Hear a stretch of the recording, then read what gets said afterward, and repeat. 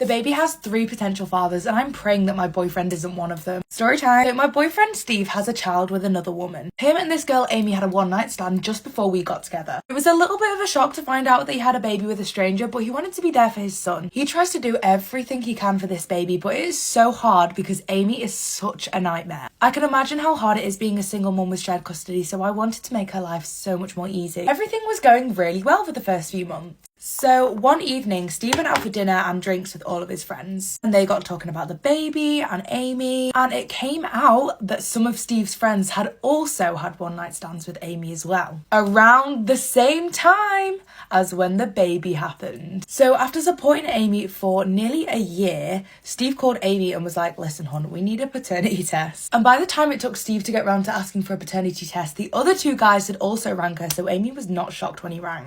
God, this life must be so exhausting. She said she had absolutely no issue with doing a paternity test at all. And this was because she just knew that Steve was the father. Amy says that Steve and her son are a spit of each other. They have the same face. Personally, I don't see it. So they finally have a date for court. Another red flag, if there weren't many, Steve's name is not on the birth certificate, even though she's adamant he's the father. So we get to court and it is chaotic. Steve and his boys stand on one side, Amy and the baby stand on another. Actually, everybody involved was nervous. Even Amy looked like she was struggling. At first, I didn't really understand why she was so worried. The verdict got read out and all became very clear very quickly. It turns out that none of them were the father.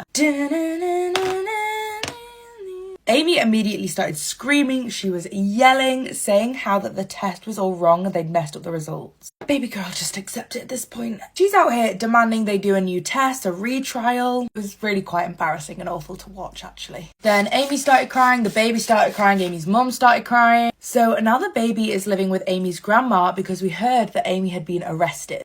Apparently, she had been stalking the guy whose baby it actually was, his girlfriend. I just feel like being Amy, we were all rooting for you, girl.